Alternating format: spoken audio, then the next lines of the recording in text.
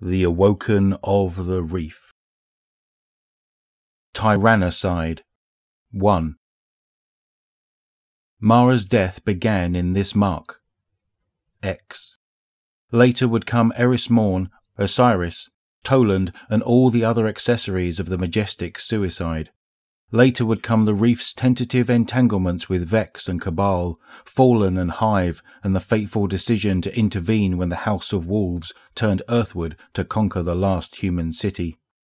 Later there would be stories here untold, the Ahamkara and the subcreation of the Dreaming City, the Shatterstone fury of the Reef Wars, Brother Aldrin's journeys into that fell garden, and great sweeping plots whose beginnings and consequences have been entirely expunged for the sake of elegance, or, as of the Route 81, redacted for the sake of secrets yet untold. Here is where the beginning began, at that moment when Mara bolted awake from the dream. Her circle of Techians lay with her in the misty winter-cold chamber, and they came back groggily, their augments stuttering with resync.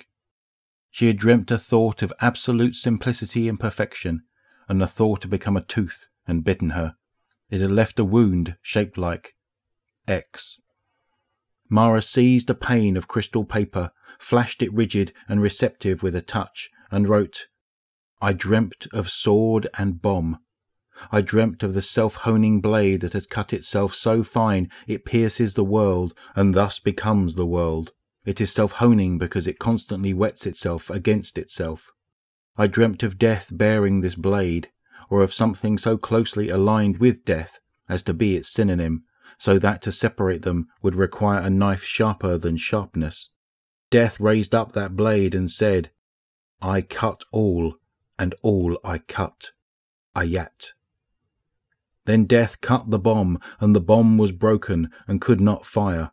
I was in the bomb. I knew that death was the cut verb, and that its only verb was to cut. Shapes and gliders.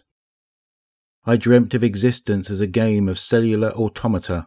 In this metaphor there were only two things, shapes in the game world and the rules of the game world. The rules were the rules of life and death.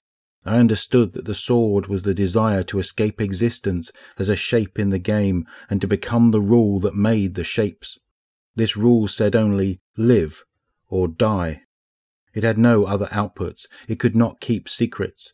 Against it was the desire to become a shape so complex that it could within itself play other games.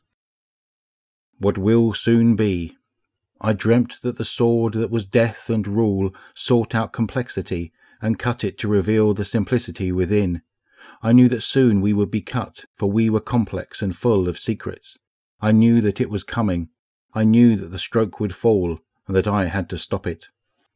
How can a bomb make use of a sword? How can the rule that separates life from death be killed?